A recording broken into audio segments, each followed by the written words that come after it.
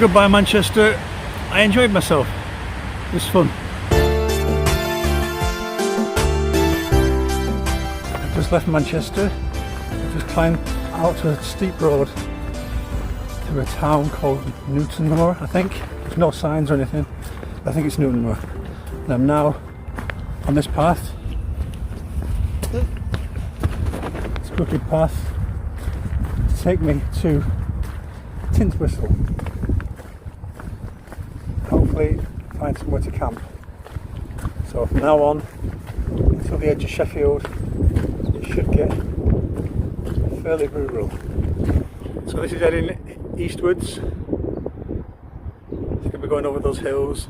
I guess that's the Pennines. I'm guessing this is the Pennine Way must cross my path at some point because that goes north south and I'm going east west. So I'm now about 2.5 miles to Tintwistle. I think the nearest town to where I am now is Mottram. And okay, muted colours, but that's a pretty lovely view. Some people dream of sailing around the world and seeing everything there is to see, but sometimes those dreams end up like this.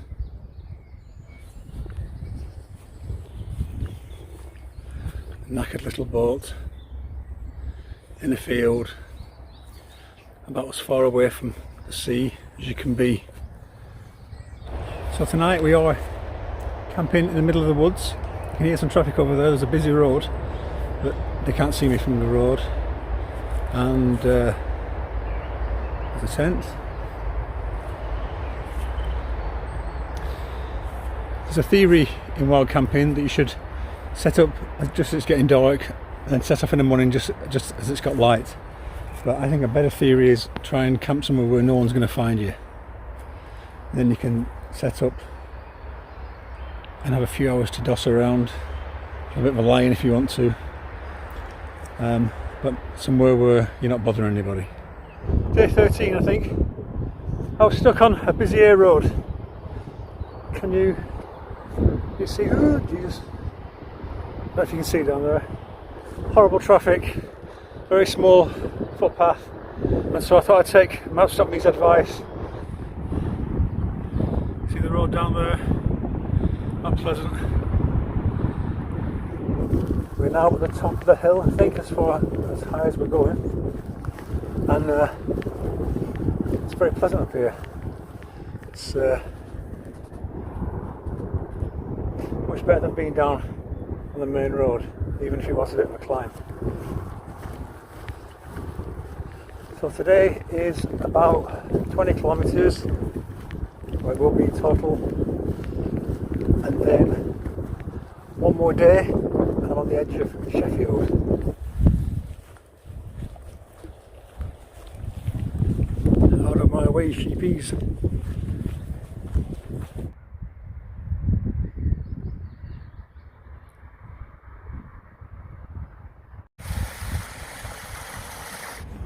Making very slow progress today. Been on this path up this hill, but it's time for a break for a minute. Get off. And it's time to have some cake. A very squash cake because it's been in my bag.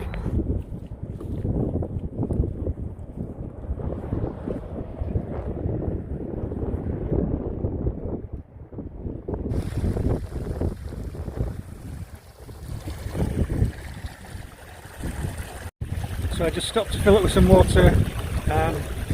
I've got a water filter. I don't know how necessary it is on this water that's coming out of the hills, but I'll filter it later on when I need it.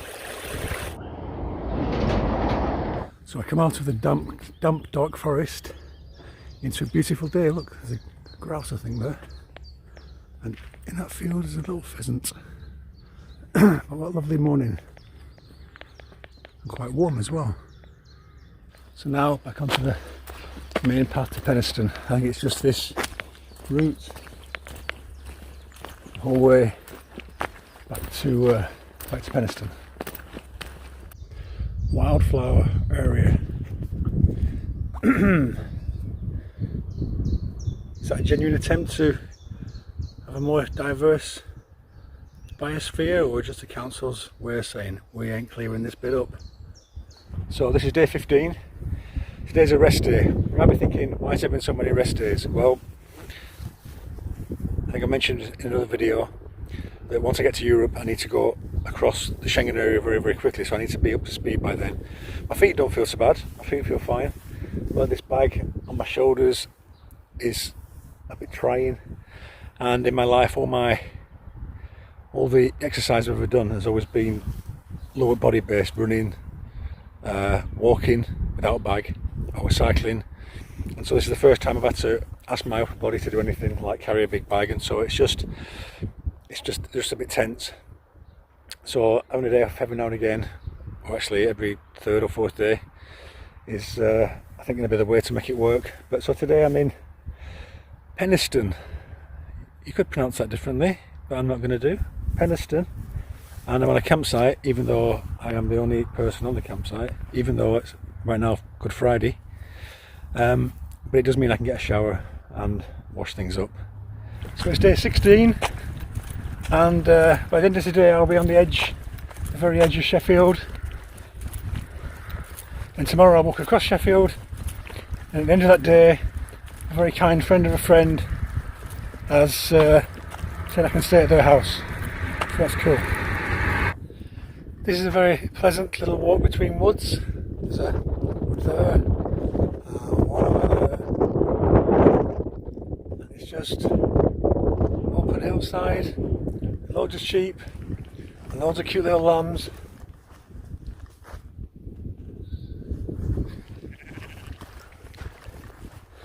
And it should take me to the edge of Sheffield, at which point the city walk of Sheffield can begin.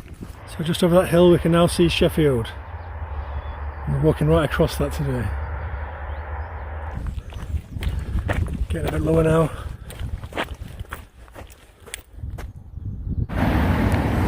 What you can see in the distance there is Hillsborough, the football ground, home of Sheffield Wednesday. It was here 33 years ago.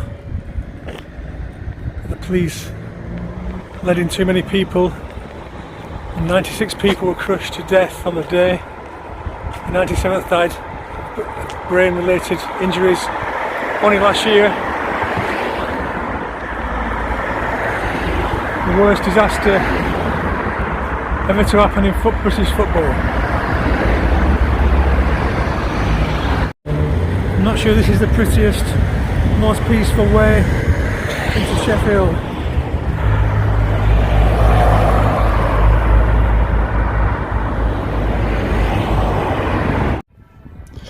And so now we have a montage section of various shots from the centre of Sheffield. This is the cathedral.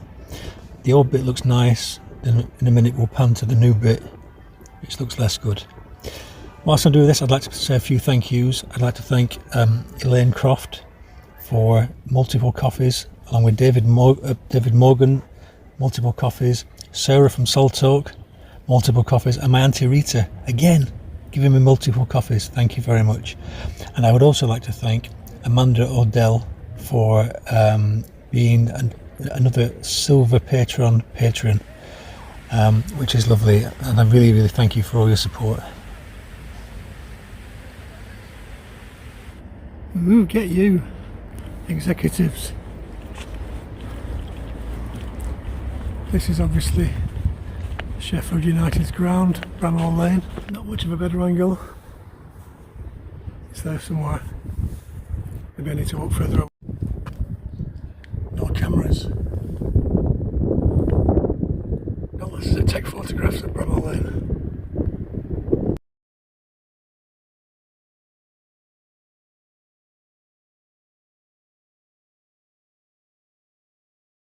Sorry. Oh, you've got a nice Sorry, wait a minute. No, background. sorry. I've accidentally switched it to video, so this is now a video. So I can put you in a video. No. Say something wise. No, I don't know anything. I've never said anything wise in my life. Well, maybe this is the first time. Stop. Don't want my voice on video. Okay. Right, I'll stop it now. Yes. Stop. I'll stop it now.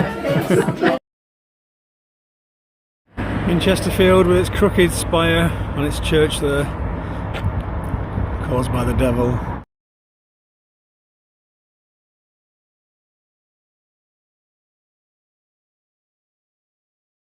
It's day 21. I wasn't expecting to do Nottingham today. That was going to be tomorrow. I was hoping to wild camp in some woods tonight, just outside Nottingham, but I couldn't find anywhere that was suitable. So I found a cheap place in town. I'm burning through my budget, but I couldn't think of anything else to do. Heading into the centre of Nottingham. That's Nottingham city centre, about 2.5 miles away. So now it's time for a photo montage for the centre of Nottingham. This is Market Square. I assume the George flag was there because it was St George's Day the day after, or maybe the BNP have just been voted in Nottingham. I don't know. We are now in the old trip to Jerusalem, which claims to be the oldest pub in England. Founded in 1189, and there's a glass of plum porter, which was very delicious, I bought. And on the wall is a picture of Daniel Lambert, who was at that time, or was at his time, the world's fattest man, at 50 stone. I don't know what that is in kilos. 350 kilos. It's a very old, very cave-like, lovely pub. And now we've got Robin Hood at Nottingham Castle, and a lovely little leafy section of, not far from the centre of Nottingham, as I wandered out of the city towards a park, which you will now see in full technique voice, call it whatever. Woolton Park, on the west side of Nottingham. Hello.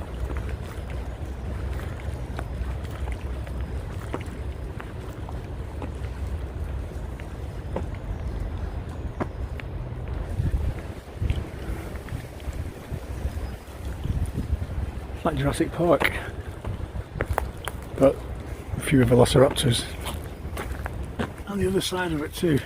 And then looking out onto a huge lake. A lovely park. So now we come to the end of the park, and I think that's probably it for this video.